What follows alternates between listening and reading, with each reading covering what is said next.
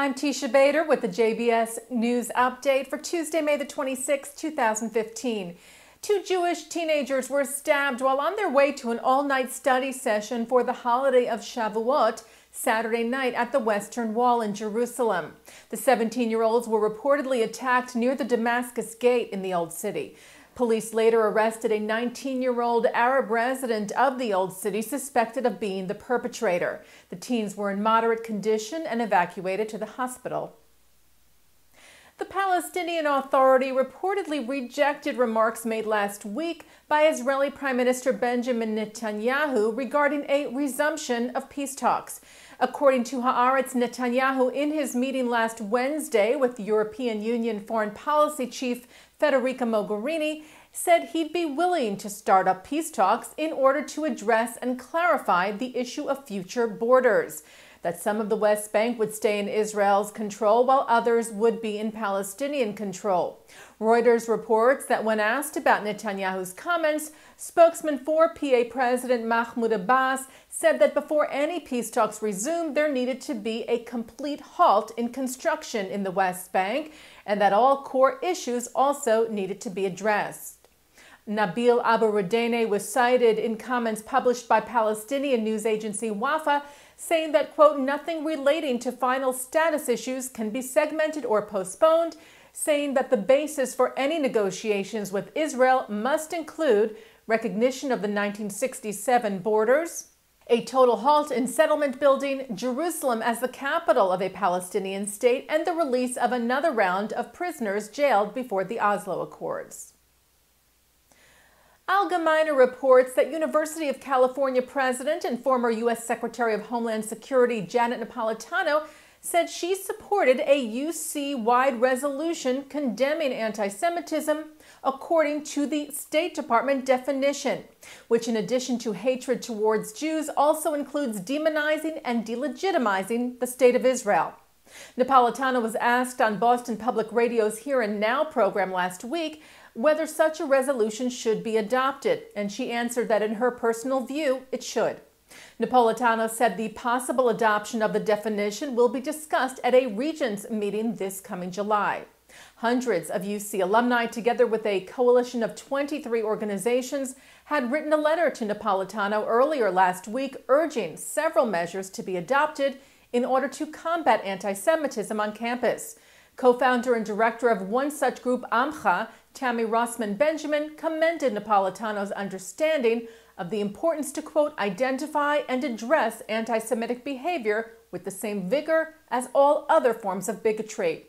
Amcha noted that anti-Semitic behavior has dramatically increased on UC campuses, where BDS, boycott, divestment, and sanctions campaigns seeking to delegitimize Israel have been launched. U.S. Vice President Joe Biden released a statement Friday for Solidarity Sabbath, an initiative of the Lantos Foundation to promote the fundamental right of religious freedom and to fight anti-Semitism. The foundation was named for the late Congressman Tom Lantos, the only Holocaust survivor to serve in Congress, in order to continue his legacy as a champion for human rights. In his remarks Friday, Biden noted recent anti-Semitic attacks across the globe, saying in too many places outright anti-Semitism persists and the denunciation of Jews has been excused as political critique. The vice president said he was adding his voice to oppose this bigotry, joining leaders in over 20 countries, attending services at local synagogues, to send the message to Jews around the world that they are not alone. Adding that was also the message President Obama delivered earlier Friday at Congregation Addis Israel to mark both Solidarity Sabbath and Jewish Heritage Month. The Anti-Defamation League presented their Making a Difference Award to the Born This Way Foundation in recognition of its work championing positive social change, including efforts to combat bigotry, bullying, and bias. The nonprofit organization is co-founded by singer Lady Gaga and her mother, empowering youth to create a kinder and braver world. It was presented at the No Place for Hate ceremony in New York City, and in a videotaped message, the pop star called the award an incredible honor. She said, "It's a huge deal for both of us, especially because of all of the hard work ADL has been doing to fight anti-Semitism, homophobia, bigotry, intolerance for the past 100 years. And looking now at our programming for tonight, Tuesday, May the 26th, at 7:30, founder and director of the Moral Courage Project, Irshad Manji's remarks when she was recently honored by the American Jewish Committee. At 8, author and law professor Thane Rosenbaum reads from his new novel, How Sweet It Is, a portrait of the Miami Beach community in 1972. Then at 8:30, the creator of Yoo-Hoo, Mrs. Goldberg, Aviva Kempner, talks about making Jewish documentaries.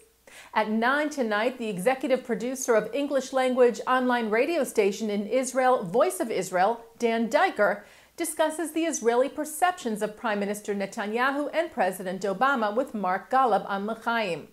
And at 10, a panel discussion on the Middle East from the recent AIPAC National Policy Conference with the Wall Street Journal's Bret Stephens, among others.